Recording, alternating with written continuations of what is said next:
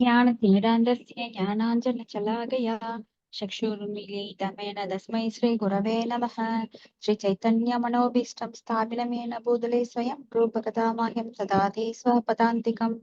वन्देऽहं श्रीगुरो श्रीयुतपदाकमलं श्रीगुरोन् वैष्णवां च श्रीरूपं साग्रजतं सगणरघुनाथान्वितं तं सजीवं सात्वैतं सावधूतं परिजनसहितं कृष्णचैतन्यदेवं श्रीराधाकृष्णपादान् सगणललिता श्रीविशाखान्वितां स हे कृष्णा करुणा सिन्धो दीनबन्धो जगत्पते कोपेश कोऽपिहा कान्त राधाकान्त नमोऽस्तुते। तप्त काञ्चन गौराङ्गी राधा वृन्दावनेश्वरी वृषभानुसुते देवी प्रणमामि हरिप्रिये। वाञ्छाकल्पतरुभ्यश्च कृपा सिन्धुभ्यो च पतितानां पावनेभ्यो वैष्णवेभ्यो नमो नमः। श्री कृष्ण चैतन्य प्रभु नित्यानंद श्री अद्वैत गदाधर श्रीवासादि गौर भक्त वृंदा हरे कृष्णा कृष्णा कृष्णा हरे हरे हरे राम राम राम हरे हरे। नारायणं नमस्कृत्यं नरं चैव नरोत्तमं देवीं सरस्वतीं व्याचं ततो जयमुदीरयेत्।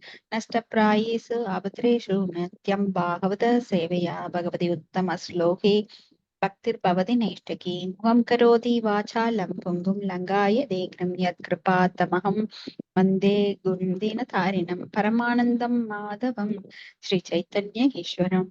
ॐ नमो भगवते वासुदेवाय। ॐ नमो ओ भगवते वासुदेवाय। ॐ नमो भगवते वासुदेवाय। हरे कृष्णा। हरे कृष्ण माताजी। नमस् जय जय बाहवता देवा जय जय बाहवता जय जय राधा कृष्ण स्वरूपा जय जय बाहवता देवा जय जय बाहवता गोविन्द जय जय गोपाल जय जय राधा रमण हरि गोविन्द जय जय जय जय गोविन्द जय जय गोविन्द। महं करोति वाचालं पुंगुं लङ्घाय देगिरिं यत्कृपातमहं वन्दे गुरुं दीनतारिणं परमानन्दं माधवं श्रीचैतन्येश्वरम्। His Divine Grace Bhakti Vedanta Swami Srila Prabhupada ki jai. இன்னைக்கு 25வது அத்தியாயம் 5வது பதம். ஹரே கிருஷ்ண. மைத்ரேய உவாச்ச பிதரி பிரஸ்திதே அரண்யம் மாது பிரிய சிகீர்ஷயா தஸ்மினோ பிந்துசரே அவாச்சீத் பகவான் கபில கில. ஹரே ஹரே கிருஷ்ணா. படிங்க. ஹரே கிருஷ்ணா. மொழிபெயர். மைத்ரேயர் கூறினார், கர்த்தமர் காட்டிற்கு சென்ற பொழுது பகவான் கபிலர் தன் அன்னையான தேவகூதியை மகிழ்விக்க பிந்து சரோவரின் கரையில் தங்கினார். பொருளுரை. தந்தை இல்லாத பொழுது தன் தாயின் பொறுப்பை மேற்கொண்டு அவளுக்கு தன்னால் இயன்ற வரையில் தொண்டு புரிதல் வளர்ந்த மகனின் கடமையாகும். அதனால் அவள் தன் கணவரிடமிருந்து பிரிந்திருப்பது குறித்து வருந்த மாட்டாள். மனைவி குடும்ப நிகழ்ச்சிகள் குறித்து பொறுப்பேற்ற ஒரு வளர்ந்த மகன் வந்ததும் வீட்டை விட்டு செல்லுதல் கணவரின் கடமையாகும். அதுவே இல்லற வாழ்வின் வேத முறையாகும். ஒருவர் இறக்கும் வரை இல்லற செயல்களில் தொடர்ந்து சிக்கிக் கொள்ளல் கூடாது. அவர் விட்டு செல்லல் வேண்டும். குடும்ப செயல்கள், மனைவி பற்றிய பொறுப்புகள் வளர்ந்த மகனால் மேற்கொள்ளப்படலாம். ஹரே கிருஷ்ணா மாதாஜி. தேங்க்யூ மாதாஜி. தேங்க்யூ மாதாஜி. ஸோ ஒரு மகனுடைய கடமை என்ன அப்படின்னா, தந்தை இல்லாத பொழுது தாயை காப்பது அவனுடைய கடமை. சோ தாய்க்கு அந்த தந்தை இல்லாத ஃபீலிங் அவங்களுக்கு இல்லாத வகையில மகன் தாயை அரவணைத்து காப்பாற்ற வேண்டும். அதுதான் மகனுடைய மிகப்பெரிய கடமை. திதி கொடுக்கிறது, முன்னோர்களுக்கு திதி கொடுப்பது, தந்தை இறந்தா அவருக்கு திதி கொடுப்பது, தாய் இறந்தா திதி கொடுப்பது போன்ற சடங்குகளை, சமய சடங்குகளை கண்டிப்பா நிறைவேற்ற வேண்டும். அதே சமயம் ஆன்மீக ஈடுபாடுள்ளவனாக ஆன்மீகத்தில் வளர்ச்சி பெற. நிறைய பேர் பன்றிகள் குட்டி போடுறது மாதிரி இப்ப மகன் இருந்தா கூட அவங்க வீட்டுக்கும் உதவுறது கிடையாது, நாட்டுக்கும் உதவுறது கிடையாது. அவங்க வந்து தாசர்களாக, மனைவிக்கு தாசர்களாக இருக்கிறாங்க. மனைவி சொல்லை தட்டாத கணவன். அப்ப அது என்ன ஆகுதுன்னா, நாட்டுக்கு பெரும் பாரமா அமையுது. ஆனா நல்ல பிள்ளைகளை வளர்த்து இந்த சமுதாயத்தில் விடும்போது, ஏன்னா முக்கியமான கடமை பெற்றோர்களை காப்பது, முதியவர்களை, முக்கியமா முதியவர்களை காப்பது, பெண் குழந்தைகள், சிறு குழந்தைகளை காப்பது, இதெல்லாம் ரொம்ப அத்தியாவசியமான கடமையாக நமக்கு சடங்குகள் நம்மளுக்கு சாஸ்திரத்துல சொல்லப்பட்டிருக்கு. பெண்கள் பாதுகாப்பு, குழந்தைகள், முதியவர்கள், அப்படி வந்து எல்லாரும் பாதுகாக்கப்பட வேண்டியவர்கள் அப்படின்னு சொல்லி நம்மளுக்கு சாஸ்திரம் சொல்லுது.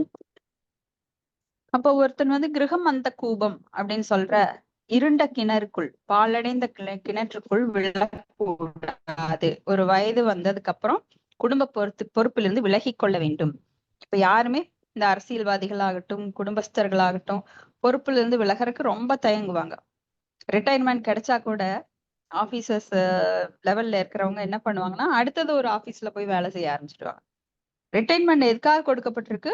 போதும், உன்னுடைய ஆன்மீக கடமைகளை உன்னை நிறைவேற்று அப்படின்னு ஒரு வயசுக்கு அப்புறம் நம்மளுக்கு சொல்லப்பட்டிருக்கு. ஆனா அவங்க அதை பத்தி நினைக்கிறதே கிடையாது.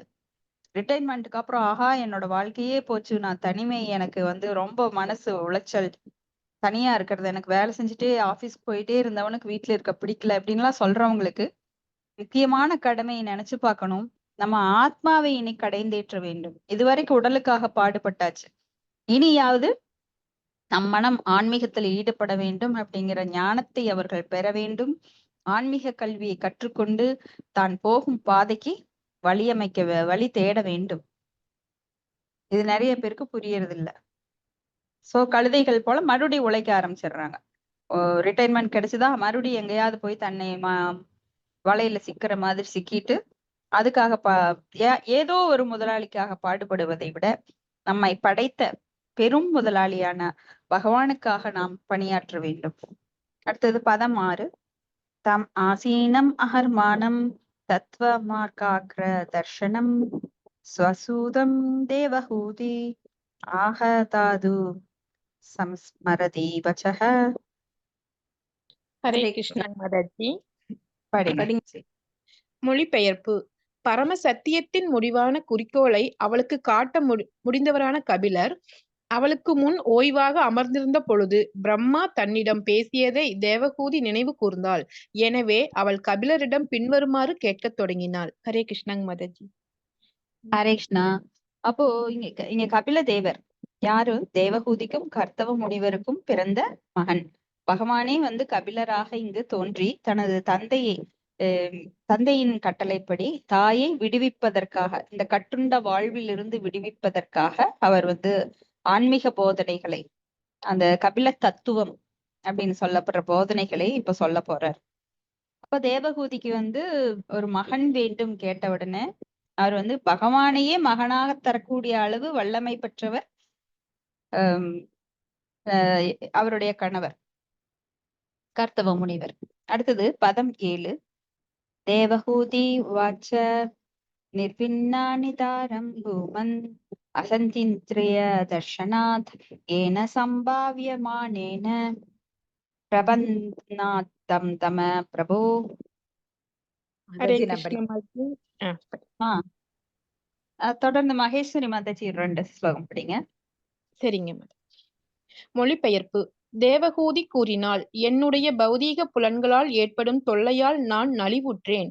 ஏனென்றால் இந்த புலன் தொல்லையால் என் பகவானே நான் அறியாமையாகிய படுகுழியில் விழுந்துவிட்டேன். பொருளுரை. இங்கு அசத் இந்திரிய தர்ஷனாத் எனும் சொல் மிகவும் குறிப்பிடத்தக்கது. அசத் என்றால் நிலையற்ற, தற்காலிகமான என்றும், இந்திரிய என்றால் புலன்கள் என்றும் பொருள். இவ்வாறு அசத் இந்திரிய தர்ஷனாத் என்றால் ஜட உலக உடலின் தற்காலிகமான வெளிப்பட்ட புலன்களால் ஏற்பட்ட தொல்லையில் இருந்து என்று பொருள். பௌதீக சரீர இருப்பின் வேறுபட்ட நிலைகளின் மூலம் நாம் தோன்றுகிறோம். சில சமயம் மனித உடலில், சில சமயம் ஒரு விலங்கு உடலில், சில சமயம் மனித உடலில், சில சமயம் ஒரு விலங்கு உடலில். அதனால் நம்முடைய ஜட புலன்களின் ஈடுபாடுகளும் மாறுகின்றன. மாறுகின்ற எதுவும் தற்காலிகமானது அல்லது அசத் என்று அழைக்கப்படுகிறது. இந்த தற்காலிகமான புலன்களுக்கு அப்பாற்பட்டு இப்போது ஜட உடலால் மூடப்பட்ட நம் நிலையான புலன்கள் ஜட பொருளால் மாசுபடுத்தப்பட்டு சரியான முறையில் இயங்குவதில்லை. அதனால் பக்தி தொண்டு புலன்களை இந்த மாசிலிருந்து விடுதலை செய்வதில் ஈடுபடுகிறது. இந்த மாசு முழுவதுமாக நீக்கப்படும் பொழுது புலன்கள் களப்பற்ற கிருஷ்ண உணர்வின் தூய்மையில் செயல்பட்டால் நான் சத் இந்திரிய அல்லது நித்தியமான புலன்கள் சார்ந்த செயல்களை அடைந்து விட்டோம். நித்தியமான புலன்கள் சார்ந்த செயல்கள் பக்தி தொண்டு என்று அழைக்கப்படுகின்றன. ஆனால் தற்காலிக புலன்கள் சார்ந்த செயல்கள் புலன் நுகர்வு எனப்படுகின்றன. ஒருவர் ஜட உலக புலன் நுகர்வில் களைப்படைந்தால் ஒழிய கபிலர் போன்றவரிடம் இருந்து தெய்வீக செய்திகளை கேட்பதற்கு வாய்ப்பு எதுவுமில்லை. தேவகூதி தான் களைப்பு அடைந்ததை வெளிப்படுத்தினாள். இப்போது அவள் கணவர் வீட்டை விட்டு சென்று விட்டதால் பகவான் கபிலரின் அறிவுரைகளை கேட்பதன் மூலம் விடுதலை பெற விரும்புகிறாள். ஹரே கிருஷ்ணா மாதாஜி. நன்றிங்க மாதாஜி. ஹரே கிருஷ்ணா மாதாஜி. தேங்க்யூ மாதாஜி. சோ இது வந்து அசத். சத் அப்படின்னா நித்தியம், சத் சித்த ஆனந்தம். அசத் அப்படின்னா அனித்தியம். அனித்தியம் அப்படின்னது தற்காலிகமானது. அப்ப இந்த புலன்கள், நம்மளுடைய புலன்கள் எல்லாம் தற்காலிகமானது. இந்திரியங்கள் அப்படின்னு சொல்ற அந்த புலன்கள், நம்ம இந்த புலன்களை வந்து அனுபவிக்க விரும்பி நாம இந்த ஜட உலகில பிறப்பெடுத்திருக்கிறோம். இது ஒரு களம். களம் அப்படின்னா இதை அனுபவிப்பதற்கு ஒரு இடம் தேவைப்படுகிறது. இப்ப நாம ஒரு பொருளை காய வைக்கணும் அப்படின்னா அதுக்கு ஒரு களம் தேவை. இப்போ அரிசி ஆலையில எல்லாம் பார்த்திருப்பீங்க, அதுக்கு நெல்லு காய வைக்கிறதுக்கு ஒரு களம் இருக்கும். அது போல ஒரு செயல் செய்யணும்னா ஒரு இடம் வேணும். அது போல நம்ம ஆத்மாவுக்கு விருப்பங்களை நிறைவேற்றுவதற்கு ஒரு உடல் தேவை. அதுதான் இந்த சூட்சும உடல், ஸ்தூல உடல். ஆனா இது நித்தியமானதா கேட்டா கிடையாது. அப்ப நித்தியமற்ற புலன்கள் நம்மளுக்கு இருக்கின்றது. அதை நித்தியமான சேவையில் ஈடுபடுத்தும் போது அந்த புலன்களும் தூய்மையாகின்றது. அப்ப நிறைய பேருக்கு தெரியறதில்லை புலன்களை எப்படி தூய்மைப்படுத்துவது. புலன்களை தூய்மைப்படுத்துற அப்படின்னா சோப்பு போட்டு, டெட்டால் போட்டு, வேற பாலிஷ் பண்றதெல்லாம் கிடையாது. பவுடர் போட்டு, அழகான ட்ரெஸ் போட்டு அப்படியெல்லாம் தூய்மைப்படுத்த முடியாது. அப்ப புலன்களை உள்ளுணர்வுடன், உணர்வு என்கின்ற நிலையில் தூய்மைப்படுத்த வேண்டும் என்றால் நம்ம பக்தி தொண்டு செய்தாக வேண்டும். ரிஷிகேன சேவனம் பக்தி உச்சியதே. அப்போ அந்த புலன்களை கட்டுப்படுத்துபவர் யாரு அப்படின்னா ரிஷிகேஷர். நம்ம புலன்களை கட்டுப்படுத்துபவர் பகவான் கிருஷ்ணரான ரிஷிகேஷர். சோ அந்த அவருக்கு சேவை செய்யும் போது அந்த புலன்கள் தானாகவே தூய்மை அடைகின்றது. அப்ப காது இருந்தும் பகவானை பற்றி கேட்காத காதுகள் பாம்பின் ஓட்டைக்கு ஒப்பிடப்படுகிறது. கைகள் இருந்தும் பகவானுக்கு சேவை செய்யாத கைகள் பிணத்தின் கைகளுக்கு ஒப்பிடப்படுகிறது. கண்கள் இருந்தும் பகவானை காணாத கண்கள் மயிர்பீலியில இருக்கிற கண்களுக்கு ஒப்பிடப்படுகின்றது. இப்படி ஒவ்வொரு புலன்களும் நம்ம வந்து பகவானுடைய சேவைக்காக ஈடுபடுத்தும் போது அந்த புலன்கள் தூய்மை அடைகிறது. ஆனால் தற்காலிக புலன்கள் சார்ந்த செயல்கள் புலனுகர்வு எனப்படுகின்றது.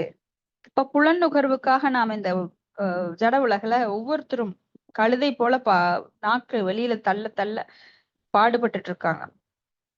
இப்ப ஒருவர் ஜட புலன் நுகர்வில் களைப்படைந்தாலொழிய கபிலர் போன்றவரிடமிருந்து தெய்வீக செய்திகளை கேட்பதற்கு வாய்ப்பு ஏதும் இல்லை.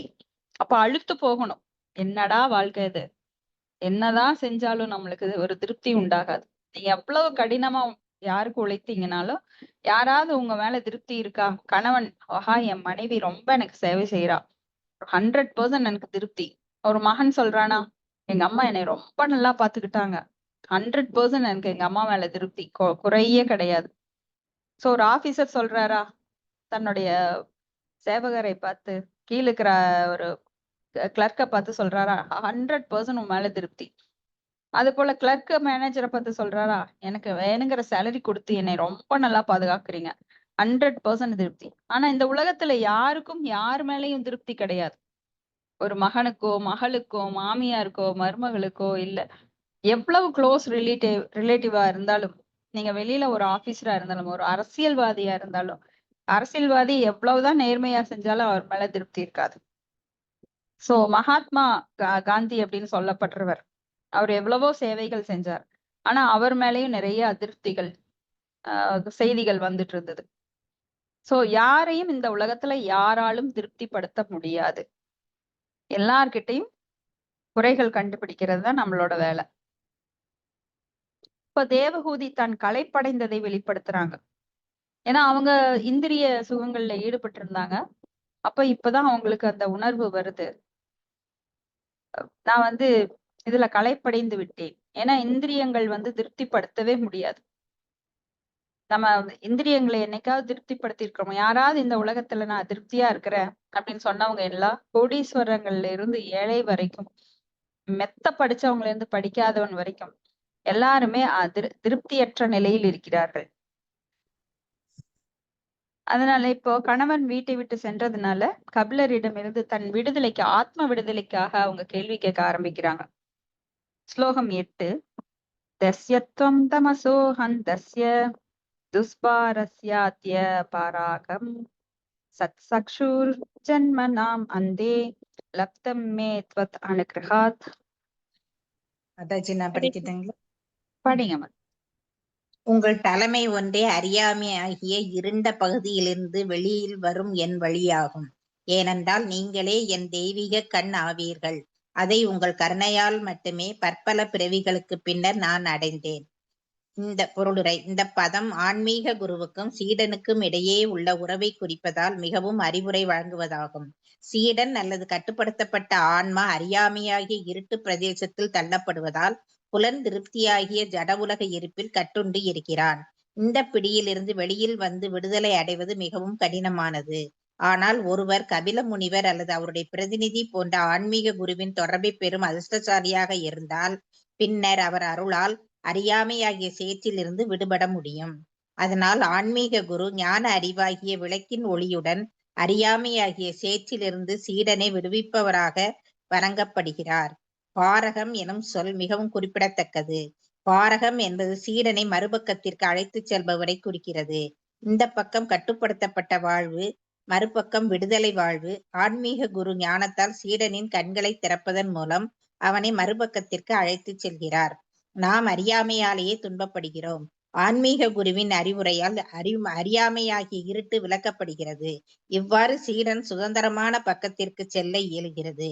பற்பல பிறவிகளுக்கு பின்னர் ஒருவர் பரமபுருஷ பகவானை சரணடைகிறார் என்று பகவத்கீதையில் குறிப்பிடப்பெற்றுள்ளது.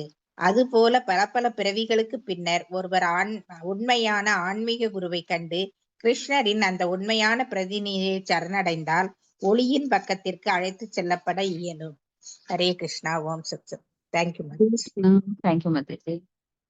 அப்போ ஆன்மீக குரு அப்படிங்கிறவர் ரொம்ப சீக்கிரம் கிடைக்கிறது கிடையாது. அந்த யுகங்கள்ல ஆன்மீக குருவுக்காக பல இடங்கள் தேடி தேடி அலைவாங்க.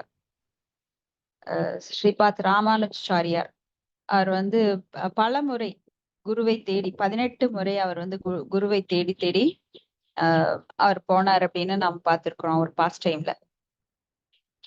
அது போல பெரிய மகான்கள் என்னதான் படிச்சு மேதாவிகளாக இருந்தாலும் ஒரு குரு மூலமாகத்தான் பகவானை நாம் அடைய முடியும் அப்படிங்கிற ஒரு ஞானம் அவங்களுக்கு இருந்தது. அதனால குருவை தேடிட்டு இருந்தாங்க. இன்றைக்கு மக்களுக்கு குருவே நான் உங்களுக்கு தீட்சை கொடுக்குறேன், தயவு செஞ்சு வாங்க, இந்த ப்ரொசீஜர் ஏற்றுக்கொண்டு நீங்க படிப்படியா என்னை நோக்கி நீங்க ஆசிரியம் எடுத்துக்கலாம் அப்படின்னு சொல்றாரு. ஆனா நாம தயாரா இல்லை அதுக்கு. ஏன்னா நம்மளுக்கு அந்த சிரத்தை கிடையாது. அதுக்காக யாரும் மெனக்கெட்டு அந்த வழியில போக தயாரா இல்லை. ஏன்னா ஜட இன்பத்தில் மூழ்கி கிடக்கும், அறியாமையில மூழ்கி கிடக்கும் மக்களை விடுவிக்க கூடியவர் ஆன்மீக குரு ஒரே ஒருவர் தான். பகுனாம் ஜென்மனாம் அந்தே ஞானவான் மாம் பிரபத்தியதே வாசுதேவ சர்வமிதி மகாத்மா ஷூ துர்லப. பல ஜென்மங்களுக்கு அப்புறம்தான் ஒருவருக்கு வாசுதேவம் சர்வமிதி, அவர்தான் எல்லாவற்றிற்கும் காரணம், சர்வம் இதி எல்லாம் அவர்தான் அப்படிங்கிறதுக்கு முடிவுக்கு வர பல ஜென்மங்கள் ஆகுமா.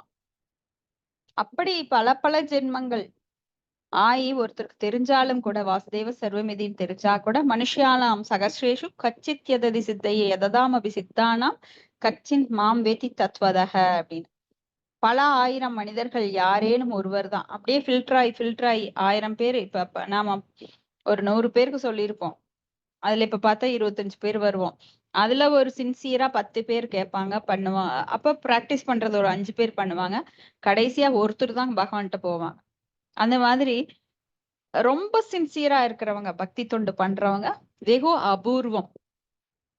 எல்லாருமே கேட்பாங்க, எல்லாருமே படிப்பாங்க. ஆனா அதுல எவ்வளவு உணர்வு மாறுதல் இருக்கிறது அப்படிங்கறது அவங்களுடைய முயற்சியை பொறுத்து. யாரும் ரொம்ப முயற்சி போட மாட்டாங்க. ஏன்னா இதுவே பெருசுன்னு நினைக்கிறவங்க பலர் இருக்கிறாங்க. எனக்குள்ள இதுக்குள்ள என்ட்ரானதே பெருசு, சரி இந்த விஷயங்களே போதும் அப்படின்னு அவங்களே தேத்திக்கிட்டே இருப்பாங்க. சோ முழுமையாக முன்னேற வேண்டும் என்றால் ரொம்ப எஃபர்ட் போடணும். அது போல குரு கிடைக்கிறது ரொம்ப அபூர்வம். பிரம்மாண்ட பிரமித கோணே குரு பாக்கியவான் ஜீவ. குரு கிட்ட குரு கிடைக்கணும் அப்படின்னா பாக்கியவான், அவன் பாக்கியம் பெற்றவனாக அதிர்ஷ்டசாலியாக இருக்க வேண்டும்.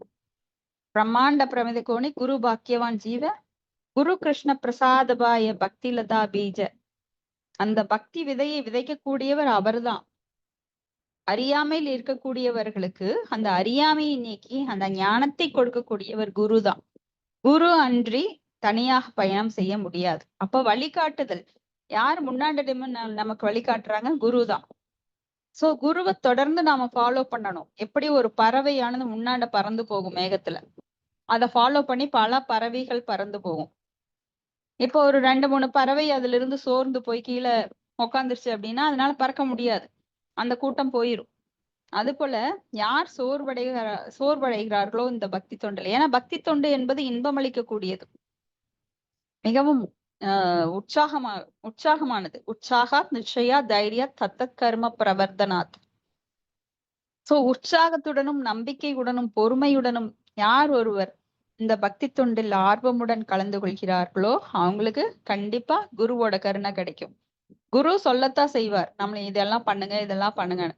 தொடர்ந்து நாம தான் நம்ம இறக்கையை அடிச்சு பறந்து போகணும். இல்ல ஒரு இடத்துல உக்காந்து குரு சொல்லிட்டார் அப்படின்னு உக்காந்துட்டோம் அப்படின்னா அவ்வளவுதான், ஸ்டே பண்ணிருவோம் இந்த பூமியிலேயே. சோ குருவை தொடர்ந்து நாம ஃபாலோ பண்ணணும்னா குருவோட கட்டளைகளை நாம ஃபாலோ பண்ணிட்டே இருக்கணும், தொடர்ந்து பறந்துட்டே இருக்கணும் அவர் பின்னாடி. ஸ்லோகம் 9. ய ஆத்யோ பகவான் பும்சாம் ஈஸ்வரோ வை பவான் கில லோகஸ்ய தமசாந்தஸ்ய சசு சூரிய இவோதிதஹ.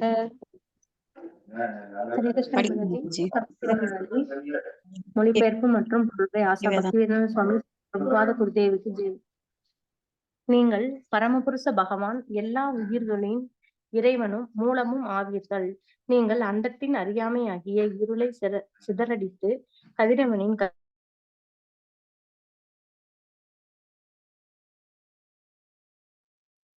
ஹரே கிருஷ்ணா. கதிரவின்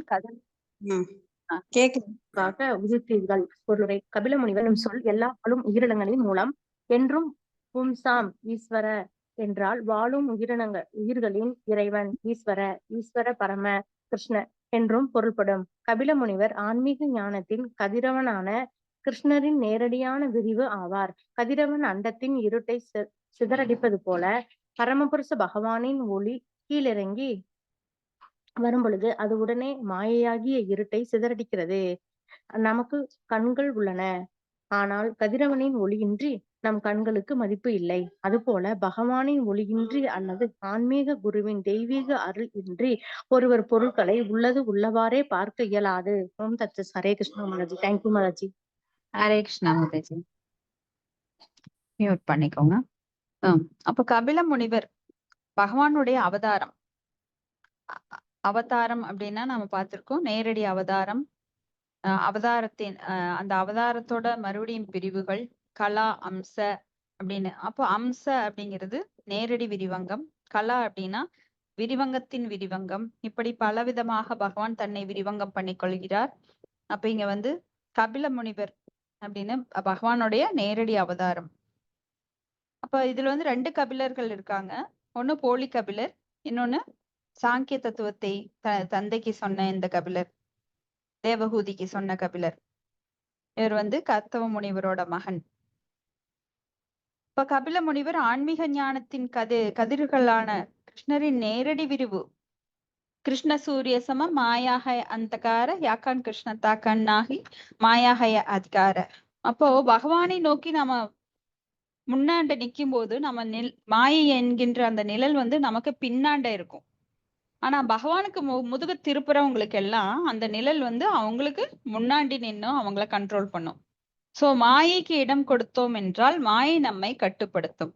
ஆனா பகவானை நோக்கி இருக்கிறவங்களுக்கு மாயையை வந்து பின்னாடி தள்ளி நிற்கும், மாயால கட்டுப்படுத்த முடியாது.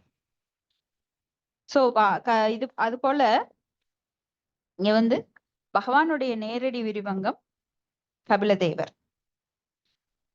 ஸ்லோகம் 10. அதமே தேவ சம்மோகம் அபாக்ரஷ்டும் துவம் அர்ஹசி யோ அவக்ரஹோ அகம் மமேதி ஏதஸ்மின் யோஜிதஸ் त्वया. ஹரே கிருஷ்ணா. ஹரே படிக்கிற மாதாஜி. மொழிபெயர்ப்பு பொருளுரை வழங்கியவர் தெய்வ திரு ஆசா பக்தி வேதாந்த சுவாமி பிரபுபாதருக்கு ஜெய். என் பகவானே, இப்போது என் மிகு மயக்கத்தை சிதறடிக்குமாறு வேண்டுகிறேன். என் போலியான ஆளுமை அகங்காரத்தால் உணர்ச்சியால் நான் உங்கள் மாயையால் ஈடுபடுத்தப்பட்டு என்னை உடலுடன் உடல் சம்பந்தமான உறவுகளுடன் ஐக்கியப்படுத்திக் கொண்டேன். பொருளுரை.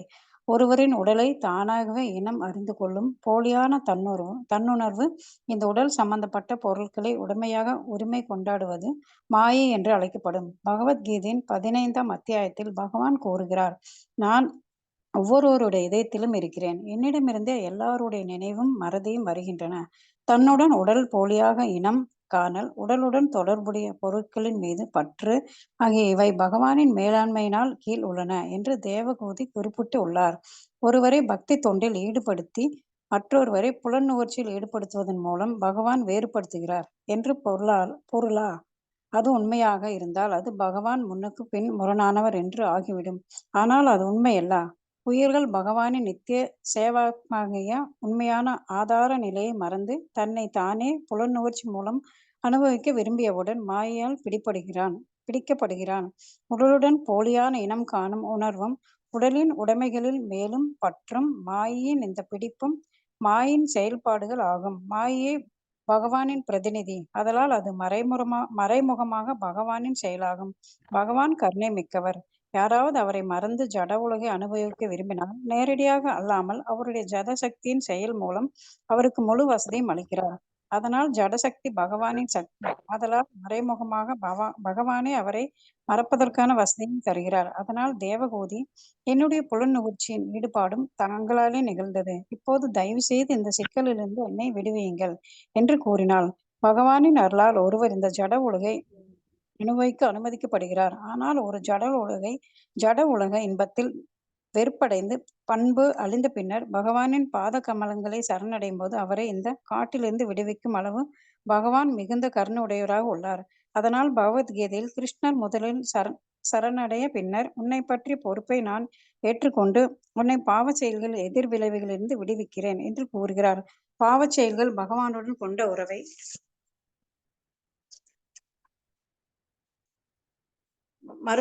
மறுப்பதால் நிகழ்த்தப்படுபவைகளாகும். இந்த ஜட உலகில் புண்ணிய செயல்கள் கருதப்படும். ஜட உலக இன்பத்தின் செயல்களும் பாவமானவையாகும். சான்றாக, ஒருவர் தன்னிடமுள்ள பணம் 4 முறை அதிகரிக்க வேண்டும் என்பதற்காக தேவையுள்ள ஒருவருக்கு சில சமயம் தானம் வழங்கக்கூடும். ஒன்றை பெரும் நோக்கத்துடன் கொடுத்தால் ரஜோகுணத்தில் தானம் செய்தல் எனப்படுகிறது. இங்கு செய்யப்படும் அனைத்துமே ஜட இருக்கையின் குணங்களில் செய்யப்படுகிறது. அதனால் பகவானுக்கு சேவை புரிவதை தவிர மற்ற அனைத்து செயல்களும் பாவகரமானவை. பாவ செயல்களால் நாம் ஜட உலக பற்றின் மாயையால் கவரப்படுகிறோம். நாம் இந்த உடல் என்று நினைக்கிறோம். நானே உடல் என்று உடல் சார்ந்த உடைமைகள் என்னுடையவை என்று நினைக்கின்றோம். தேவகூதி பொய்யான இனம் காணுதலில் இருந்து பொய்யான உடைமைகளின் பிடிப்பிலிருந்து தன்னை விடுவிக்குமாறு கபில பகவானை வேண்டினாள். ஹரே கிருஷ்ணா மாதாஜி. நன்றி மாதாஜி. ஹரே கிருஷ்ணா. ஹரே கிருஷ்ணா. நன்றி மாதாஜி. அப்போ உடலை அடையாளம் காணுவது இங்க வந்து அந்த ஸ்லோகால பாருங்க, அகம் மமேதி. அகம் அப்படின்னா நான், மம அப்படின்னா என்னுடைய, இதி இவ்வாறு நாம் நினைக்கின்றோம். என்னன்னு? நான், எனது. அப்போ நான் என்பது யாரு? இந்த உடல். அந்த உடல் பற்றுனால இந்த உடலுக்கு ஒரு பேர் வச்சுக்கிறோம். இந்த பேருடைய என்னுடைய உடல் தான் நான் அப்படின்னு நினைக்கிறோம். ஆனா உடல் கிடையாது. அப்போ செல்ஃப் ரியலைசேஷன் அப்படின்னா என்ன? தன்னுணர்வு. நான் உடல் அல்ல, ஆத்மா. அப்ப என்னுடைய அப்படின்னு எது சொல்றோம்? என்னுடைய வீடு, என்னுடைய உறவினர், என்னுடைய மகன், என்னுடைய மகள், என்னுடைய நிலம், இப்படி என்னுடையது என்னுடையதுன்னு சொல்லி நாம அதுக்கெல்லாம் உரிமை கொண்டாடுகிறோம். நிஜமா உரிமை கொண்டாடுற அளவுக்கு நாம இங்க இருக்கிறோமானா விட்டில் பூச்சி வாழ்க்கையில இது தற்காலிகமானது. நம்ம பார்த்தோம் அசத்து அப்படின்னா எதுவுமே நிரந்தரமானது கிடையாது. ஆனா நம்ம என்ன நினைக்கிறோம்? நம் உடல் மூலமா ஒரு ஆத்மா ஒரு உருக்கொண்டு வந்தது அப்படின்னா அந்த உடலுக்கு சொந்தமான நான் கொடுத்தேன் அந்த உடலை, அதனால இது என் மகன். அப்ப அந்த மகனுக்காக சில பேர் பாத்தீங்கன்னா ரொம்ப அட்டாச்மெண்டா இருப்பாங்க. என்னுடைய மகன் நல்லா இருக்கணும் உயிரை கொடுப்பாங்க. ஆனா அவங்க வளர்ந்த அப்புறம் இவங்களை ஒதுக்கிடுவாங்க பாருங்க. அப்ப இருக்கும் அவங்களுக்கு. அதனாலதான் அந்த பெயின் வரும் அவங்களுக்கு ஹார்ட்ல. ஏன்னா ஹிருதய கிரந்தி அப்படிங்கிற இருதயத்துல அந்த முடிச்சு உண்டாகுது. நான் என்னுடைய அப்படிங்கிறத எல்லா முடிச்சுக்களையும் உண்டாகுது. அப்படியே பல முடிச்சுக்களை போட்டுக்கிறான் அந்த மனுஷன். நான் என்னுடைய ஊர், என்னுடைய மொழி, என்னுடைய இனம், இப்படின்னு அது விரிவாங்கம் ஆயிட்டே போகுது பெரிய அளவுல. இந்தியா எனது தாய் நாடு, இந்தியாக்காக நான் பாடுபடுவேன், எனது மதத்துக்காக பாடுபடுவேன், எனது மொழிக்காக பாடுபடுவேன் அப்படி சொல்லி அவனுடைய அந்த ஹிருதய கிரந்தி, அவனுடைய சுயநலம் பெருகிட்டே போகுது ஒவ்வொரு வட்டமா. முதல்ல என்னுடைய குடும்பம், என்னுடைய மகள், என்னுடைய மகன் அப்படின்னு போறது. அப்புறம் என்னுடைய மொழி, என்னுடைய தேசம், என்னுடைய இனம் அப்படின்னுட்டே போவாங்க. அதனாலதான் நம்மளுக்குள்ள பல சண்டைகள். இந்துக்கள், முஸ்லிம்கள், கிறிஸ்டியன்கள், அவங்களுக்குள்ள நம்மளுக்குள்ள பேதங்கள், அதனால சண்டை. இது எதனால? அகம் மம்மேதி. அப்போ இங்க மாயையால அதாவது அறியாமையினால இதனுடன் அவன் தொடர்பு கொள்கின்றான். உடலை தானாகவே இனமறிந்து கொள்ளும் போலியான தன்னுணர்வு செல்ஃப் ரியலைசேஷன் அப்படின்னா உண்மையானது இது, நான் உடல் அல்ல, ஆத்மா. அப்போ அந்த பொருட்களையும் உரிமை கொண்டாட ஆரம்பிக்கிறான். உறவுகளை மட்டும் இல்ல, பொருட்களை. இது என்னுடைய வீடு, இது என்னுடைய இடம். ஒரு அடி ஒரு வாய்க்கால் வரப்பு தகராறுக்காக நிறைய பேர் கொலை பண்றது கூட நம்ம பார்த்திருக்கிறோம். ஒண்ணுக்கு ஒண்ணு பங்காளிங்க அடிச்சுப்பாங்க பாருங்க. அடுத்த நாள் பேப்பர்ல வரும், இவரை அடித்து கொன்று விட்டார் அப்படின்னு சொல்லி. இது மாதிரி அந்த காலத்துல இருந்து இந்த காலம் வரைக்கும் நடந்துட்டே இருக்கு. ஒரு அடிக்காக ஒண்ணுக்கு ஒண்ணு அடிச்சுக்குவாங்க. இது விட்டில் பூச்சி வாழ்க்கை. யாரோட உடமையும் இங்க உண்மையானது இல்ல. உடலை விட்டா எல்லாம் போயிரும். காதற்ற ஊசியும் வாராது கண் கடைவழிக்கு அப்படின்னு சொல்லி ஒரு காதற்ற ஊசியை கூட நம்ம போகும்போது எடுத்துட்டு போக கூட முடியாது. நம்ம உடலையே விட்டுட்டு போறோம். இந்த ஆத்மா தன்னந்தனியா போக போகுது. சோ இது எதுக்காக உரிமை கொண்டாடணும்? பகவான் தற்காலிகமாக இந்த வசதியை கொடுத்திருக்காரு, நிரந்தரமா கிடையாது. அப்ப ஏன் இதுக்காக உரிமை கொண்டாடிட்டு இருக்காங்க? அறியாமை. அப்ப இங்க ஒருவரை பக்தி தொண்டில் ஈடுபடுத்தி மற்றொருவரை புலனுகர்வில் ஈடுபடுத்துறது பகவானா அப்படி கேட்டா கிடையாது. ஏன்னா அப்படி இருந்தா பகவான் முரணானவராக ஆறாரு. சமோகம் சர்வபூதேசு நமே துவேசியோ அஸ்தின பிரியக அப்படின்னு சொல்றாரு. எல்லாருமே எனக்கு சமமானவங்க தான் அப்படி. ஆனா மாயையால நாம பீடிக்கப்படும் போது அந்த உடல் பற்று நம்மளுக்கு உண்டாகுது. நான்கிற பற்று, உடல் பற்று, எனது அப்படிங்கிற பற்று எல்லாம் உண்டாகுது. ஆனா மாயை கூட பகவானோட பிரதிநிதி தான். ஆனா மறைமுகமாக பகவானின் செயல்தான் அது. பகவான் கருணை மிக்கவர். யார் அவரை மறந்து ஜட உலகை அனுபவிக்க விரும்புறாங்களோ அவங்களுக்கு இந்த முழு வசதி கொடுக்கிறார். பகவானே இந்த வசதி கொடுக்கிறார், மறதி கொடுக்கிறார். 15.15 என்ன சொல்றார்? மத்தக ஸ்மிருதர் ஞானம் அபோகனம் அப்படிங்கிறார். அந்த மறதியை கொடுப்பவன் நானே. ஆனா அதையும் சொல்றார், அறிவையும் நான் தான் கொடுக்கிறேன். சோ யாருக்கெல்லாம் அந்த மறதி வேணும்? நான் அனுபவிக்கணுங்கிற ஆசைப்படுறவங்களுக்கு மறதி வேணும். யாரை பற்றிய மறதி? பகவானை பற்றிய மறதி. அவருடன் கொண்ட உறவை பற்றிய மறதி இருந்தா தான் அனுபவிக்க முடியும். ஏன்னா பகவான் தான் அனுபவிப்பாளர். போக்தாராம் யக்ஞ தபசாம் சர்வலோக மகேஸ்வரம். அதை மறந்து நான் அனுபவிக்க வேண்டும் என நினைப்பவனுக்கு பகவானை பற்றிய மறதியை தருகின்றார். அதே சமயம் ஸ்மிருதி அந்த ஞானத்தையும் கொடுக்கிறார். எப்படி? பகவானை சரணடைய விரும்புபவர்களுக்கு. கட்டாயப்படுத்தல யாரையும், நீங்க என்னைத்தான் சரணடையணும்னு யாரையும் கட்டாயப்படுத்தல. அனுபவி ராஜா அனுபவின்னு அவர் உட்கார்ந்துக்கிறார் சாட்சியா. உபதிரஷ்டா அனுமந்தா பக்தா போக்தா மகேஸ்வர அப்படின்னு சொல்லி உட்காந்துக்கிறார் மனசுக்குள்ள. பரமாத்மாவா உட்கார்ந்து சாட்சியா, நீ என்ன ஆட்டம் போடுறியோ ஆடு, கடைசியில எங்கிட்ட தானே வருவ, அப்ப நான் பாத்துக்கிறேன். ஆனா நீ என்னை சரணடைந்தே ஆக வேண்டும். எத்தனை கோடி ஜென்மம் எடுத்தாலும் கடைசியில எங்கிட்ட தான் வரணும். ஆனா நீ ஆடுற வரைக்கும் ஆடிட்டு வா. உனக்கு அந்த அறியாமையில இருக்கணும்னு நினைச்சீனா இருந்துட்டே இரு, அதுலயே மூழ்கி கடை. ஆனா அறிவு வேண்டும் என்னிடம் அப்படின்னு சொல்லி என்னிடம் வருபவனுக்கு நான் அந்த அறிவையும் தருகின்றேன் அப்படிங்கிறார் 15:15. அப்போ தேவகூதி அவங்கள சரணடைந்து அந்த அறிவை பெறுகிறாள். அதனால தேவகூதி என்னுடைய புலனுகர்ச்சியின் ஈடுபாடும் தங்களாலேயே நிகழ்ந்தது. ஏன்னா எல்லாமே அவர் தான் தர்றாரு, மறதியும் அவர் தான் தர்றாரு, மாயில நம்மள உட்கார வைக்கிறார். சோ அந்த மறதி வேண்டாம், எனக்கு உன்னுடைய ஞாபகம் வேண்டும் என திரும்பும் ஆத்மாக்களுக்கு, தன்னை நோக்கி திரும்பும் ஆத்மாக்களுக்கு அந்த ஞானத்தையும் கொடுக்கிறார். சோ யாரெல்லாம் பகவானுக்கு பகவானை நோக்கி தனது முகத்தை திருப்புறாங்களோ, பகவானே எனக்கு நீதான் வேணும், எனக்கு அந்த அறிவை கொடுன்னு கேட்கிறவங்களுக்கு அந்த அறிவையும் தர்றார். அப்போ இங்க தேவகூதி சொல்றாங்க, என்னுடைய புலனுகர்ச்சி ஈடுபாடும் தங்களாலேயே நிகழ்ந்தது. ஏன்னா அவர் அனுமதி கொடுக்காம எதுவும் நடக்காது. மத்த ஸ்மிருதி ஞானம் அபோகனம் ச. அதனால இந்த சிக்கல்ல இருந்து இப்ப நீங்களே என்னை விடுவீங்க.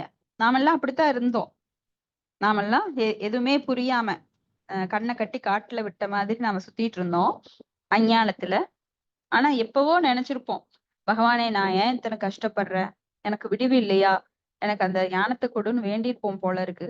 அதான் நம்மளுக்கு இப்போ பாகவதத்தை கொடுத்து நம்மளுக்கு சத் சங்கத்தை கொடுத்து உட்கார வச்சிருக்காரு. இந்தா புடிச்சுக்கோ, என்னுடைய அறிவை தர்ற, நீ அதன் மூலமா என்னை நோக்கி வான்னு.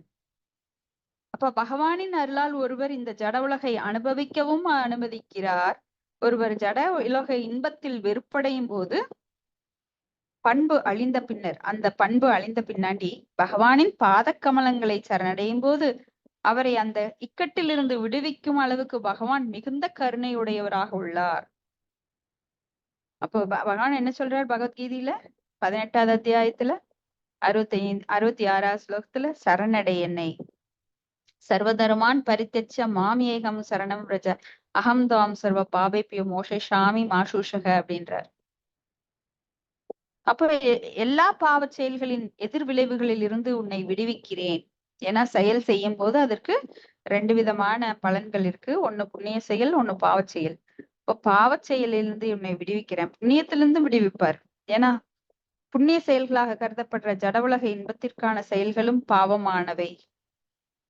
ஏன்னா ஒரு புண்ணியம் செய்யணும் அப்படின்னா அது பாவப்பட்ட பணத்திலிருந்து தான் செய்யணும். சோ இப்ப நிறைய பேர் நினைச்சுக்கிறாங்க, அரசியல்ல நான் நிறைய பணம் சம்பாரிச்சு அன்னதானம் போட்டா எனக்கு புண்ணியம் சேர்ந்துறேன். இன்னுமே பாவம் செய்யறவங்களுக்கு. சோ நாம எத்தனை எல்லாம் பணத்தை அனுபவிக்க அந்த ஜட உலக இன்பத்தை அனுபவிக்க விரும்புகிறோமோ அத்தனை பாவம் செய்ய வேண்டி வரும். அப்ப புண்ணிய செயல்களாக கருதப்படும் ஜட உலக இன்பத்திற்கான செயல்களும் பாவமானவை. உதாரணமா, தன்னிடம் உள்ள பணம் 4 முறை அதிகரிக்க வேண்டுங்கிறதுக்காக ஒருவன் சில சமயம் தானம் வழங்கக்கூடும். ஒன்றை பெரும் நோக்கத்துடன் கொடுத்தாலே ரஜோகுணத்தில் தானம் செய்தல் அப்படின்னு சொல்லப்படுது. ஏன்னா தானம் அப்படின்னா 3 குணங்கள்ல, சத்துவ குணத்திலையும் செய்யலாம், ரஜோ குணத்திலையும் செய்யலாம், தமோ குணத்திலையும் செய்யலாம். சத்துவ குணத்துல செய்யும் போது அது யாருக்கு தானம் கொடுக்கும், இடம் பொருள் ஏவல் காலம் இது எல்லாம் தெரிஞ்சு எந்த காலத்துல கொடுக்கணும், அப்ப கொடுப்பது கிருஷ்ணா அர்ப்பணம், எல்லாம் கிருஷ்ணருடையது, நான் கொடுக்கவில்லை அப்படின்னு ஒரு அந்தனருக்கு பக்தி உள்ளவனுக்கு தானம் செய்யும் போது அது சத்துவகுண தானம். இதே ரஜோகுணத்துல என்னுடைய பொருள் இதை கொடுப்பதன் மூலமாக நான் அதை பல மடங்கு பெறுகிறேன் அப்படின்னா ரஜோகுண தானம். ஆனா கொடுக்க கூடாத இடத்துல கொடுக்க கூடாத ஒருவனுக்கு கொடுக்கும் போது அது தமோ குண தானம். இப்போ ஒரு குடிகாரனுக்கு நம்ம நினைச்ச ஒரு சாராய் கடை முன்னாடி நின்னுட்டு இந்தாப்பா நீ சாப்பிட்டுக்கோன்னு பணம் தரோம், உடனே அவன் சாராய் கடைக்கு தான் போவான். சோ அவனுக்கு கொடுக்க கூடாத ஒருத்தனுக்கு கொடுக்க கூடாத காலத்துல ஒரு இரவு நேரத்துல கொடுக்கும்போது அவன் போய் குடிச்சிட்டு 4 பேரை அடிக்கிறான். குடும்பத்துல இருக்கிற பெண் மனைவியை பிள்ளைகளை எல்லாம் தொந்தரவு பண்றான். சோ அந்த பாவம் சேர்ந்து அவருக்கு வரும். சோ தானம் கொடுக்குறேன்ட்டு கண்மூடித்தனமா நிறைய பண்றாங்க நிறைய பேரு. இப்ப கொரோனா பீரியட்ல கூட மது பாட்டில் பிரியாணி. ஏன்னா மாமிச உணவை வழங்குவதால் தானமே கிடையாது. ஏன்னா மற்றொரு விலங்கை அழிக்கின்ற உரிமை நம்மளுக்கு கிடையவே கிடையாது. அதனுடைய வாழ்வாதாரத்துக்கு நம்ம எதிர்விளைவை கொடுப்பது இதெல்லாம் வந்து பாவப்பட்டது. இப்ப இந்த மாதிரி தானம் கூட பல வகைகள்ல செய்யப்படுது. அப்போ நம்மளுக்கு சாஸ்திரத்துல எப்படி தானம் கொடுக்கணும்னு சொல்லப்படுறது சாஸ்திரம் படிச்சாதான் புரியும். சாஸ்திரம் படிக்காதவனுக்கு அவன் கற்பனையில அவன் நினைப்பான் நான் நினைக்கிறது தான் உண்மை அப்படின்னு. கண்ணை மூடிட்டு இந்த உலகம் இருட்டு அப்படின்னு நினைக்கிறவன் போல அவன் நான் நினைச்ச மாதிரி செய்யறது எனக்கு புண்ணியம், நான் நினைச்ச மாதிரி செய்யறதுதான் பாவம் அப்படின்னு நினைச்சுக்குவான். அவனே ஒரு சட்டத்தை அவனுக்குள்ள உருவாக்கிக்குவான். ஆனா சட்டம் வந்து எல்லாருக்கும் பொதுவானது. இப்ப இந்திய சட்டத்தை எனக்கு தகுந்த மாதிரி நான் மாத்திக்க முடியாது. லெஃப்ட்ல போகணும் அப்படின்னா நான் ரைட்ல போவேன், அதான் எனக்கு சௌரியம் அப்படின்னா நான் அடிபட்டு சாகணும், இல்ல போலீஸ் ஸ்டேஷன்ல கம்பி எண்ணணும்.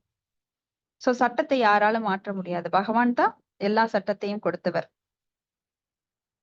இப்ப பகவானுக்கு சேவை புரிவதை தவிர மற்ற அனைத்து செயல்களும் பாவகரமானவை. பாவச் செயல்களால் நாம் ஜட உலகை பற்றி நம் மாயையால் கவரப்படுகிறோம்.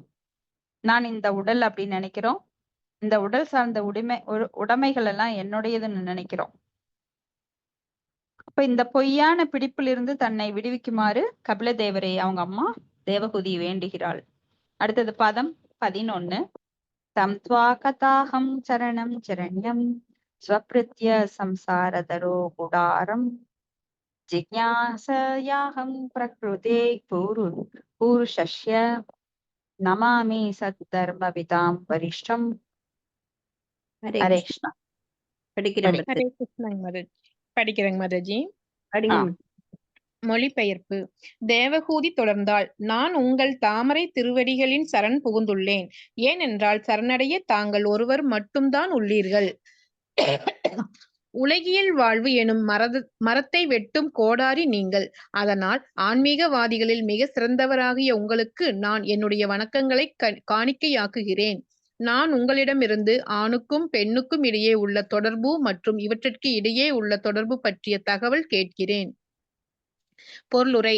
நன்கு அறியப்பட்ட சாங்கிய தத்துவம் பிரகிருதி மற்றும் புருஷர் பற்றியது. புருஷ என்பது பரமபுருஷ பகவான் அல்லது அனுபவிப்பவராக பரமபுருஷ பகவானை போன்றே நடிப்பவர் ஆவார். பிரகிருதி என்றால் இயற்கை என்று பொருள். இந்த ஜட உலகில் இயல்பாகவே புருஷர்கள் அல்லது உயிரினங்கள் தங்கள் நலனுக்காக பாடுபடுகின்றனர். ஜட உலகில் பிரகிருதி மற்றும் புருஷர் அல்லது அனுபவிக்கப்படுவது, அனுபவிப்பவர் ஆகியவற்றின் தொடர் ஆகிய கடுஞ்சிக்கல் சம்சாரம் அல்லது ஜட சிக்கல் என்று அழைக்கப்படும். தேவகூதி ஜட உலக சிக்கல் ஆகிய மரத்தை வெட்ட விரும்பினாள்.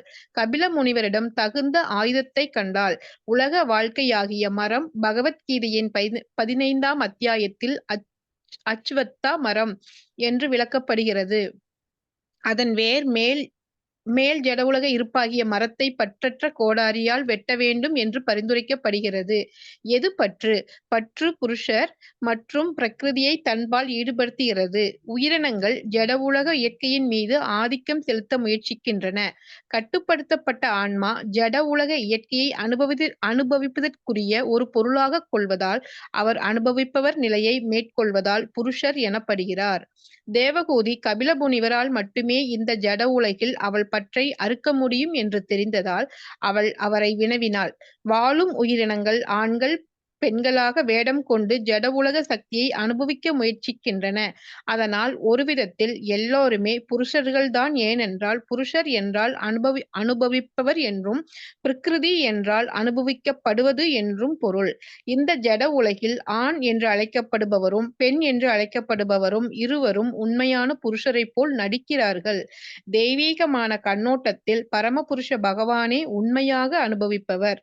மற்ற எல்லாரும் பிரகிருதி.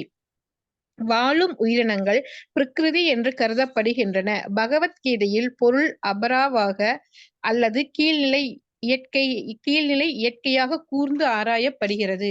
ஆயினும் இந்த கீழ்நிலை இயற்கைக்கு அப்பால் மேலான இயற்கை உள்ளது. அதாவது வாழும் உயிரினங்களும் பிரகிருதி அல்லது அனுபவிக்கப்படுபவை ஆகும். ஆனால் மாயையின் ஆற்றலின் கீழ் வாழும் உயிரினங்கள் அனுபவிப்பவரின் நிலையை மேற்கொள்ள போலியாக முயற்சிக்கின்றன. அதுவே சம்சார பந்தம் அல்லது கட்டுப்படுத்தப்பட்ட வாழ்வின் காரணமாகும். தேவகூதி கட்டுப்படுத்தப்பட்ட வாழ்விலிருந்து வெளியேறி தன்னை முழுமையாக சரணடைந்த நிலையில் நிறுத்த விரும்பினாள். பகவானே சரண்யன். அதன் பொருள் முழுவதுமாக சரணடைய தகுதி வாய்ந்த ஒரே ஒருவர் என்பதாகும். ஏனென்றால் அவர் செல்வ வளத்தினால் யாராவது விடுதலை பெற விரும்பினால் சிறந்த வழி பரமபுருஷ பகவானிடம் சரணடைதல் ஆகும். பகவானும் இங்கு சத் தர்ம விதாம் வரிஷ்டம் என்று வர்ணிக்கப்படுகிறார். எல்லா மெய்யறிவார்ந்த வேலைகளிலும் மிக சிறந்த வேலை பரமபுருஷ பகவானிடத்தில் நிலைத்த அன்பு தொண்டு புரிவதாகும் என்பதை இது குறிக்கிறது. தர்மம் என்பது சில சமயம் மதம் என்று மொழிபெயர்க்கப்படுகிறது. ஆனால் அது சரியான பொருள் அல்ல. தர்மம் என்பது உண்மையில் ஒருவரால் விட்டு கொடுக்க முடியாதது, ஒருவரிடமிருந்து பிரிக்க இயலாதது என்று பொருள்படும். தீயின் வெம்மை தீயிலிருந்து பிரிக்க இயலாதது. அதனால் வெம்மை தர்மம் அல்லது தீயின் இயற்கை எனப்படும். இதுபோல சத் தர்மம் என்றால் நிலைத்த பணி என்று பொருள்படும். நிலைத்த பணி என்பது பகவானின் தெய்வீகமான அன்பு தொண்டில் ஈடுபடுதல் ஆகும். கபில தேவரின் சாங்கிய தத்துவத்தின் நோக்கம் என்னவென்றால் தூய்மையான மாசற்ற பக்தி தொண்டை பரப்புதல் ஆகும். அதனால் அவர் உயிரினத்தின் ஆன்மீகமான பணியை தெரிந்தவர்களில் மிகவும் முக்கியமானவர் என்று இங்கு அழைக்கப்படுகிறார். ஹரே கிருஷ்ணாங் மாதாஜி. நன்றிங் மாதாஜி. ஹரே கிருஷ்ணா. தேங்க்யூ மாதாஜி. அப்போ நம்ம இங்க என்ன பாக்குறோம்? சாங்கிய தத்துவம் அப்படிங்கிறது பிரகிருதி மற்றும் புருஷர் பற்றியது. கபில தேவர் சாங்கிய தத்துவத்தை தேவகூதிக்கு எடுத்துரைத்தார் அப்படின்னா அதுல என்ன படிச்சீங்க அப்படின்னு கேட்டா நம்மளுக்கு சொல்ல தெரியணும். சாங்கிய தத்துவம்னா என்ன? பிரகிருதி மற்றும் புருஷர் பற்றிய நிலையை அறிவது. புருஷ அப்படின்னா என்ன? அனுபவிப்பது. அப்போ அனுபவிக்கப்படுவது எது? நாம எதையும் அனுபவிக்கிறதுக்காக இங்க வந்திருக்கிறோம்? இந்த ஜட இயற்கையை அனுபவிப்பதற்காக இங்க வந்திருக்கிறோம். சோ புருஷ அப்படின்னா நாம பார்த்திருக்கோம் பரம புருஷர். யாரு? புருஷர்களுக்கெல்லாம் புருஷர் பரம புருஷர், ஆதி அனுபவிப்பாளர். போக்தாராம் யக்ஞ தபசாம். போக்தாராம்னா யாரு? அனுபவிப்பாளர். பகவான் மட்டுமே அனுபவிக்க முடியும். நாமெல்லாம் அனுபவிக்கிற மாதிரி நடிக்கிறோம். இப்போ ஒரு கணவன் மனைவியை அனுபவிக்கதான் கணவன் நடிக்கிறார். அதுக்காகத்தான் இந்த உடல் எடுத்திருக்கார். ஆனா உடல் உண்மையானதா? போலியானது. ஏன்னா அது ஒரு களம். நாம் அனுபவிக்கிறோம்னு எண்ணம் கொண்டதுனால. ஒரு பன்றி பல குட்டிகளை ஈன்று அது சேற்றில் புரண்டு அது மலத்தை உண்ணுகின்ற நிலையில் இருக்குது. எதனால? அது விருப்பப்பட்டதுனால. பன்றி போல போன பிறவியில் அது நடந்துகிட்டதுனால, இல்ல அதனுடைய ஒரு இதுல 84 லட்சம் பிறவிகள் அந்த நிலையில வரும்போது அந்த நிலையை கடந்து வந்திருக்கலாம். இப்படி எண்ணங்கள் அடிப்படையிலும் ஒருவன் பன்றி போல நடக்கும்போது பன்றியோட உடலை எடுக்கிறான். அந்த உடல் அந்த களம் தரப்படுகிறது. அப்போ அவனுடைய செயல்களின் அடிப்படையில, மனிதனோட செயல்களின் அடிப்படையில அவன் என்ன செயல் செய்கிறானோ அதற்கு தகுந்த களம் கிடைக்கின்றது, உடல் கிடைக்கிறது. ஆனா அந்த உடல் உண்மையா? அதுல அனுபவிக்கிறது உண்மையான்னு கேட்டா கிடையாது. அது நாம எண்ணங்கள்னால நாம அனுபவிக்கிறோம் என்கின்ற இன்பத்துல வாழ்றோம். அந்த இன்பம் உண்மையானதா? கிடையாது. அது ஒரு சோப்பு குமிழ் போல அப்பவே மாயா மறைஞ்சிரும். யாருக்காவது இன்பம் நிலைத்திருக்குதா? அது அப்படியே சோப்பு குமிழ் போல மறைந்து விடுகிறது. காரணம் என்ன? நாம் இயற்கையை நம்மளால அனுபவிக்க முடியாது. ஆனா அனுபவிக்கிற மாதிரி நாம ஒரு பாவலா, நான் அனுபவிக்கிறேன் பாரு, ஆஹா நான் இன்பமா இருக்கிறேன் பாரு. அந்த இன்பம் நிலைக்கிறதா? இல்ல. அதுல இருந்து நம்மளுக்கு ஏதாவது புத்தி வருதா? அதுவும் கிடையாது. மறுபடியும் அனுபவிக்க விரும்புறோம், மறுபடியும் துன்பப்படுறோம், மறுபடியும் சேர்த்தெடுத்து பூசிக்கிறோம். இது தொடர்ந்து நடந்து கொண்டே இருக்குது. ஏன்னா நாம மாயின் பிடியில இருக்கின்றோம். ஆனா இங்க தேவகூதி அந்த மாயிலிருந்து வெளிவர விரும்புறாங்க. அதனால இந்த கடும் சிக்கலான சம்சாரம், அந்த ஜட சிக்கல்ல இருந்து வெளிவர விரும்புறாங்க. அதுக்கு கபில முனிவர் தான் தகுந்த ஆயுதம். நாம 15வது அத்தியாயத்துல பார்த்திருக்கிறோம். அஸ்வத்த மரம், ஊர்த்துவ மூலம் அதகசாகம் அஸ்வத்தம் பிராகூர் அவ்யயம் அப்படின்னு. இப்ப மேல் நோக்கிய கிளைகளையும் கீழ் நோக்கிய கிளைகளையும், மேல் நோக்கிய வேர்களையும், மேல வந்து வேர் இருக்கும், கீழே வந்து கிளைகள் இருக்கும். எங்கேயாவது நாம பார்த்திருக்கிறோமா அப்படி? ஏன்னா வேர் தான் கீழே இருக்கும், அந்த கிளைகள் மேல இருக்கும். ஆனா இங்க வந்து தலைகீழா சொல்லப்படுது. வேத பதங்கள் வந்து இலையா கொண்ட ஒரு அரச மரம். அஸ்வத்தம் அப்படின்னா அரச மரம். அப்ப இந்த மரத்தை அறிந்தவன் வேதங்களை அறிந்தவன்னு பகவத்கீதையில சொல்றாரு. ஏன்னா இந்த மரம் வந்து தலைகீழா இருக்குது, ஆன்மீக உலகுல நேரா இருக்கு, அதனுடைய பிம்பம் நிழல் தான் இங்கே. அதனால இங்கே உண்மையான இன்பம் கிடையாது. ஆன்மீக உலகத்துல தான் உண்மையான இன்பம், கோடிக்கணக்கான இன்பம் அங்க கொட்டி கிடக்குது, துன்பமே கிடையாது. ஆனா அங்கிருந்து தவறி விழுந்து நான் பகவானை விடுத்து அனுபவிக்கணுங்கிற எண்ணத்துல நாம இங்கெல்லாம் விழுந்துட்டோம், தப்பி தவறி நாம விழுந்துட்டோம். அப்போ நாம பற்ற இருக்க வேணும் அப்படின்னா கபில தேவர் போல ஒரு ஆன்மீக குருவை நாட வேண்டும். எப்படி தேவகூதி நாடினாங்களோ கபில தேவரை, அது போல நாமும் நாட வேண்டும். இப்ப வாழும் உயிரினங்கள் ஆண்களாக பெண்களாக வேடம் கொண்டு ஜட உலகை அனுபவிக்க முயற்சிக்கிறோம். இப்போ ஒரு பெண் அப்படின்னா கணவனுடன் நான் இன்பமா வாழ்றேன்னு நினைச்சுக்கிறா. கணவனோ நான் இந்த பெண்ணை அனுபவிக்கின்றேன், அப்ப குடும்ப தலைவன் நான் தான், இந்த குழந்தைகளுக்கு அப்பா நான் தான் அப்படின்னு அவன் நினைச்சுக்கிறான். ஆனா உண்மையில யாருமே அனுபவிப்பவர் கிடையாது. இந்த இயற்கையை நாம அனுபவிக்க முடியாது. ஏன்னா இயற்கை தான் நம்மள கடைசியில பார்த்தா என்ன ஆகுது, இந்த ஜடம் நம்மைக்கு மேலாக இருக்கின்றது, நம்மை ஆட்டுவிக்கிறது. ஜடத்துக்கு உயிர் அந்த உணர்வு கிடையாது, உயிரோ உணர்வோ கிடையாது. ஆனா ஜடம் நம்மை ஆட்டுவிக்கின்றது. நாம் ஜடம் வந்து நமக்கு கீழே தான் இருக்கணும். ஏன்னா நாம ஆன்மீகமானவங்க. ஆனா நாம ஜடத்திற்கு அடிமையானதுனால ஜடம் நம்மை அடிமையாக்கி அது மேல போயிருச்சு. இது எவ்வளவு ஒரு காமெடியா இருக்கு பாருங்க. ஏன்னா பணத்துக்கு நிறைய பேர் ஆசைப்படுறோம். அப்ப பணம் நம்மை ஆள்கின்றது, அதுக்கு உணர்வு கிடையாது, உயிர் கிடையாது.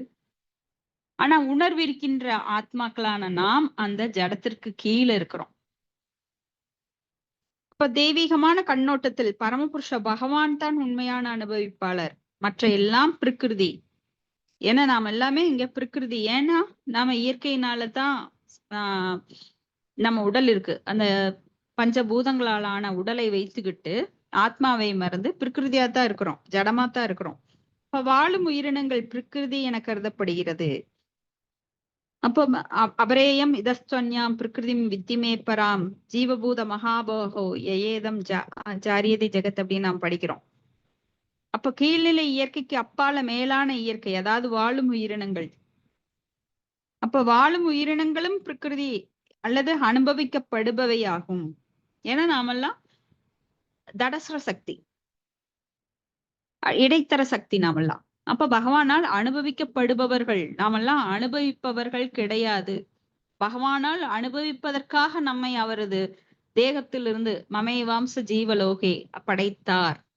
ஆனா நாம என்ன பண்றோம், நாம பகவானோட லெவலுக்கு வரணும், அவரை போல அனுபவிக்கணும்னு போட்டி போட்டுக்கிட்டு. ஏன்னா ஒரு தூசு வந்து மலையோட எவரெஸ்ட் சிகரத்துக்கூட போட்டி போட முடியாது. ஆனா நாமெல்லாம் அப்படித்தான் நினைக்கிறோம், நாமெல்லாம் பகவான் ஆகணும்னு நினைக்கிறோம். சம்டைம்ஸ் நான் சொல்றதை நீ கேட்டே ஆகணும். ஒரு குழந்தையிலிருந்து ஒரு அரசியல்வாதி வரைக்கும், பெரிய ஆளுங்க வரைக்கும், எத்தனை கோடிக்கணக்கான இருக்கிறவன் வரைக்கும் நான் சொல்றதை நீ கேளு. நாம எல்லாம் நினைக்கிறோம் நான் சொல்றதுதான் நீ கரெக்ட், அதை கேளு அப்படின்னு சொல்லி நாம எல்லாம் அடுத்தவங்களை அடக்க பாக்குறோம், அனுபவிக்கணும்னு நினைக்கிறோம். நான் தலைவன் அப்படிங்கிற ஒரு பொசிஷனை, நான் குடும்ப தலைவின்னு அவ சொல்றா மனைவி, கணவனும் நான் தான் குடும்ப தலைவன் சொல்றான், பெரியவங்க சொல்றாங்க நான் தான் தலைவன், நான் சொல்றதை நீங்க கேளுங்கிறாங்க. ஒரு குழந்தை தம்பிகிட்ட சொல்லுது, அக்கா தங்கச்சிகிட்ட சொல்றா நான் சொல்றதை நீ கேள்றி அப்படிங்கிறான். ஒரு ஆசிரியர் மாணவன்கிட்ட நான் சொல்றதை நீ கேளுங்கிறான். மாணவன் என்ன சொல்றான், அவன் குரூப் லீடர், அவனுக்கு கீழே இருக்கிறவன நான் சொல்றதை நீ கேளுங்கிறான். அரசியல்வாதி தன் தொண்டன் கிட்ட நான் சொல்றதை நீ கேளுங்கிறான். வாட்ச்மேன் வந்து உள்ள வரவங்கள நான் சொல்றதான் நீ கேட்கணும், வெளியில் நில்லு, நான் உன்னை உள்ள விட முடியாதுன்னு சொல்றான். இப்படி எல்லாருமே பூச்சி புழுவிலிருந்து எல்லாரும் கட்டுப்படுத்த ஆசைப்படுகிறார்கள். இந்த உலகத்தில் மேல எல்லாருக்கும் நான் சொல்றதை நீ கேளுங்கிற அதிகாரத்தன்மை, அனுபவிக்கணும், இது என்னுடையது அப்படின்ற எல்லா எண்ணங்களும் இருக்கு. ஆனா எல்லாரும் பகவானை மறந்துட்டோம். நமக்கு மேல ஒரு தலைவன் இருக்கிறார், அவர்தான் அனுபவிப்பாளர், அவர்தான் கட்டுப்படுத்துபவர். நம்மை நாமே கட்டுப்படுத்த முடியாது. யாராவது யூரியனை கண்ட்ரோல் பண்ணுவீங்களா, இல்ல மோஷன் கண்ட்ரோல் பண்ணுவீங்களா? கட்டுப்படுத்த முடியுமா? அவ்வளவுதான். கட்டுப்படுத்தினா உங்க உடம்பு போயிரும். அப்படி இருக்கிறப்போ இந்த உலகத்தை கட்டுப்படுத்த தலைவர்கள் நினைக்கிறாங்க. இந்த நாடு நான் சொன்னா கேட்கணும், அந்த நாடு நான் சொன்னா கேட்கணும். பாகிஸ்தான் சொல்லுது இந்தியா நான் சொன்னதை கேட்கணும்னு. இந்தியா சொல்லுது பாகிஸ்தான் எனக்கு கீழே தான், அதனால நான் சொல்றது நீ கேளு. அமெரிக்கா சொல்லுது எல்லா நாடுகளும் என்னோட கண்ட்ரோல்ல இருங்கன்னு. ரஷ்யா சொல்லுது அமெரிக்கா எல்லாம் சரியில்லை, நான் சொல்றது நீ கேளுங்க, என்னோட கண்ட்ரோலுக்கு வாங்கன்னு. இப்படி நாடுகள்ல இருந்து மனிதர்கள் வரைக்கும் எல்லாரும் எல்லாரையும் கட்டுப்படுத்த விரும்புகிறோம், யாரும் கட்டுப்பட விரும்பவில்லை. சோ இப்படி போட்டி போயிட்டே இருக்கு. இயற்கையை அனுபவிக்க எல்லாரும் விரும்புறாங்க. சோ வாழும் உயிரினங்கள் அனுபவிப்பரின் நிலையை மேற்கொள்ள போலியாக முயற்சிக்கின்றன. சம்சார பந்தம் அல்லது கட்டுப்படுத்த வாழ்வின் காரணத்துக்கு இதுதான் காரணமாகுது. அப்போ தேவகூதி இதுல இருந்து விடுவிச்சு சரணடைந்த நிலையை விரும்புறா. அப்போ சரணடைதல் அப்படின்னா என்ன? சரணடைறதுக்கு சத்விதா சரணாகதின்னு 6 வித அனுகூல்யச சங்கல்ப பிரதிகூல்யஸ்ய வர்ஜன ரசஷேதீதி விஸ்வாசோ கோத்ருப்பவே வர்ணம் ததா கார்பனேஷன் அப்படின்னு சொல்லி சத்விதா சரணாகதி, ஆத்ம நிஷேப கார்பண்யே அப்படின்னு சத்விதா சரணாகதி. அப்ப சிறந்த வழி பரமபுருஷ பகவானிடம் சரணடைவது. சரணடைதல்லாம் அதுக்கு பெரிய தத்துவம் இருக்கு. அதை பத்தி பல நாள் பேசலாம். சரணாகதி அப்படின்னு ஒரு வார்த்தையில சொல்லலாம், அதுக்கு எத்தனை அம்சங்கள் இருக்கு. அதை எப்படி விரிவா பகவான்கிட்ட சரணடைறது சாதாரண விஷயம் கிடையாது. சத்தர்ம விதாம் வரிஷ்டம். அப்போ மெய்யறிவார்ந்த வேலைகளிலும் மிகச்சிறந்த வேலை பரமபுருஷ பகவானிடத்தில் நிலைத்த அன்பு தொண்டு புரிவது. சில சமயம் மதம் அப்படின்னாலே தர்மம் அப்படிங்கிறாங்க. கிடையாது. மதம் அப்படின்னா வேற, தர்மம் வேற. மதம் அப்படின்னா எல்லாருக்கும் நிறைய மதங்களை பின்பற்றுகிறார்கள். நாங்க முஸ்லிம்கள், நாங்க கிறிஸ்டியன்கள், நாங்க இந்துக்கள்லயே பல விதங்கள். இப்படி மதத்தை பல விதமா போட்டு டிசைனா போட்டு நிறைய மதங்களை பின்பற்றுறாங்க கண்மூடித்தனமா. அதெல்லாம் கிடையாதுன்னு. ஆனா உண்மையான மதம், உண்மையான தர்மம் என்ன? சுதர்மம், ஸ்வதர்மம். அப்போ ஒரு மிளகாய்க்கு எப்படி காரம் நிலைத்ததோ, உப்புன்னா அதுக்கு உவர்ப்பு, சர்க்கரைனா இனிப்பு, அது போல தர்மம் என்றும் நிலையானது. தர்மத்தை யாராலையும் மாற்ற முடியாது. ஏன்னா தர்மம் தூ சாக்ஷாத் பகவத் பிரணீதம். அப்போ நிலைத்த நம்மளுடைய தர்மம் என்ன? பகவானுக்கு தொண்டு புரிதல். இப்ப கபில தேவரின் சாங்கிய தத்துவத்தோட நோக்கம் என்னன்னா, தூய்மையான மாசற்ற பக்தி தொண்டை பரப்புறதுதான் அவருடைய நோக்கமா இருந்தது. அப்போ உயிரினத்தின் ஆன்மீக பணியை தெரிந்தவர்கள் மிகவும் முக்கியமானவர் அவர். ஹரே கிருஷ்ணா. இதோட முடிச்சுக்கலாம். ஹரே கிருஷ்ணா பிரபு. தண்டத்னாம் பிரபு. பிரணாம்.